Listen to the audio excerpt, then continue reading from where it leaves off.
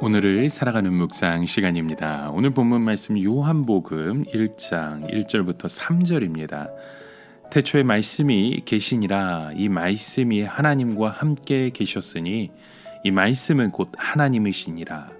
그가 태초에 하나님과 함께 계셨고 만물이 그로 말미암아 지은 바 되었으니 지은 것이 하나도 그가 없이는 된 것이 없느니라.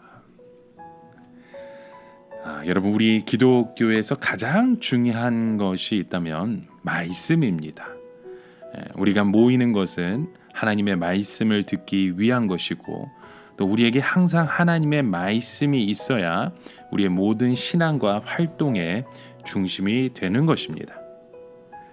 때로는 어떤 분들은 왜 항상 교회에 와서 그렇게 말씀으로만 우리가 듣고 살아야 되느냐, 교회에 와서 교제도 하고 친교도 하고 재미있게 신앙생활을 하면 되는 것 아니냐 하는 생각을 우리도 갖게 됩니다.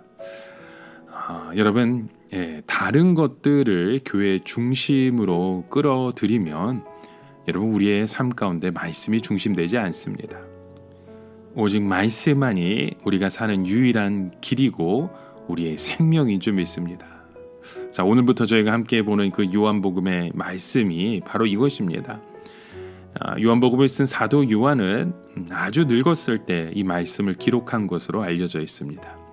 특히 요한은 다른 새 복음서를 알았었죠. 그래서 할 수 있으면 다른 새 복음서의 중복을 피하면서 예수님이 행하신 그 능력과 기적과 가르침을 자신의 풍부한 해석과 함께 이 복음서에 기록한 것을 우리는 보게 됩니다.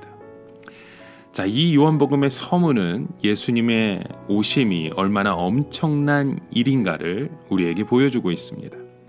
예수님이 이 세상에 오신 것은 성공한 친척이나 잘 아는 유명한 사람이 찾아온 것이 아니라 온 천지를 창조하신 하나님의 아들이 찾아오신 것이라는 사실입니다.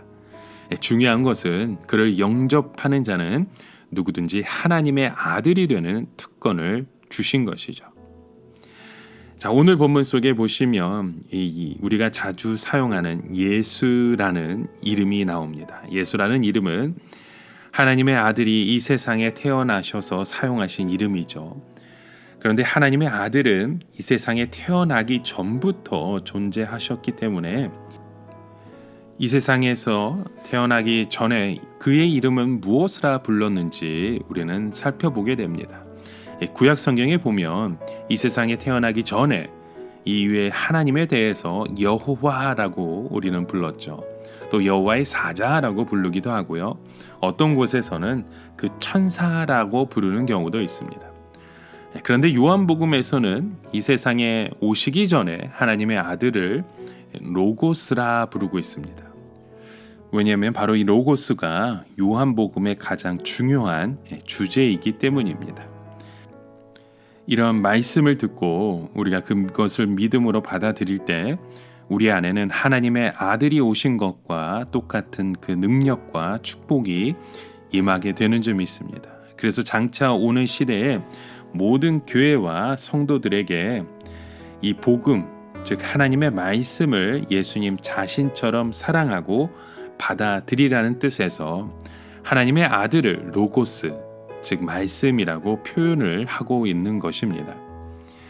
그러기에 우리는 하나님의 말씀이 우리 신앙의 중심이 되고 교회의 중심이 되게 해야 합니다. 이것이 우리 가운데 예수님을 바로 모시는 신앙인 것이죠. 자, 이제 사도 요한은 예수님에 대해서 설명하기 시작합니다. 우선 예수님에 대하여 가장 중요한 것은 그가 하나님과 함께 계셨다는 겁니다. 여기서 함께 계셨다라고 말씀하는 것은 두 분이 다르다라는 것을 의미합니다. 예를 들어 거기에 두 사람이 함께 있었다라고 말할 때 거기에는 서로 다른 두 사람이 있는 것이지 한 사람이 있는 것은 말하지 않습니다. 즉 하나님과 함께라는 말은 예수님은 성부 하나님과 구별되는 분이라는 뜻이죠.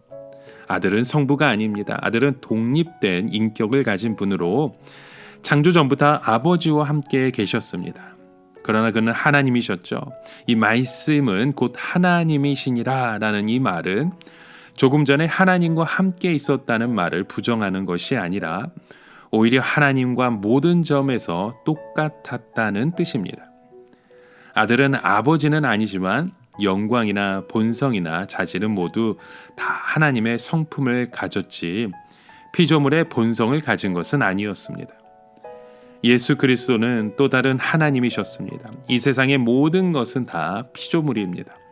천사도 피조물이고 우주도 피조물이고 우리 사람도 다 피조물입니다. 그러나 하나님의 아들은 피조물이 아니었습니다.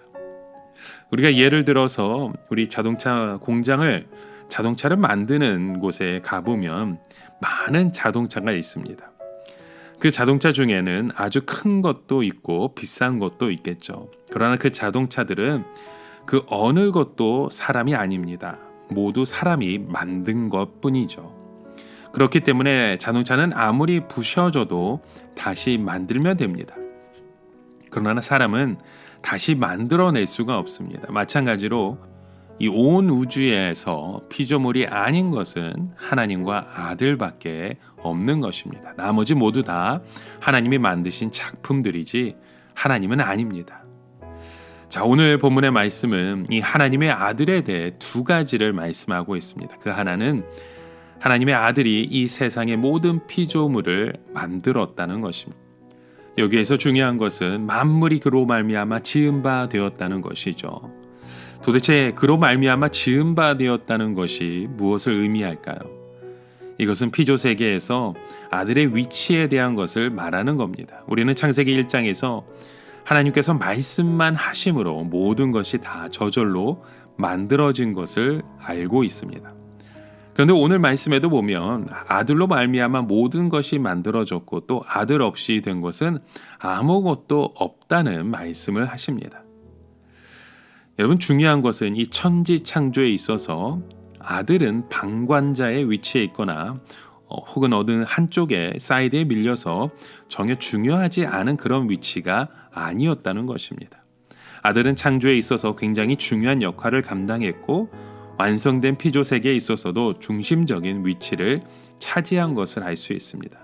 그렇다면 그로 말미암아라고 했을 때 어느 정도 아들이 창조에 관여한 것을 말하는 것일까요? 아마도 하나님께서는 아들을 시켜서 모든 것을 다 만들도록 했다고 생각합니다. 즉 모든 창조를 계획하시고 지휘하신 분은 하나님이시지만 실제 모든 실물을 행하신 분은 아들이신 것이죠. 이것이 바로 예수님이 이 세상에 오신 본질이고 의미입니다. 우리 인간들은 악하게도 창과 못으로 그의 육체를 찢었지만 그의 육체가 찢어질 때 그 안에 있던 생명이 흘러나오게 된 것입니다. 지금 그 생명이 어디에 있습니까? 바로 우리가 듣는 이 하나님의 말씀 안에 있다는 것입니다. 이 말씀 안에서 우리는 저주를 이기고 멸망을 이기고 죄를 이기는 그 생명이 가득한 하나님의 말씀을 듣고 살아가게 되는 줄 믿습니다. 오늘도 그러한 믿음 속에 하나님의 이름을 바라보시는 저와 여러분 되시길 주님의 이름으로 간절히 축원합니다. 함께 기도합니다. 참 좋으신 주님, 오늘도 우리의 삶 가운데 함께 하시고 우리와 함께 동행하시는 말씀으로 우리의 삶을 인도하시는 줄 믿습니다. 그 말씀에 의지하여 오늘도 살아가기 원합니다. 하나님의 놀라우신 사랑과 은혜 속에 고백하는 참된 자녀 되게 하여 주시옵소서. 예수님의 이름으로 기도드립니다. 아멘.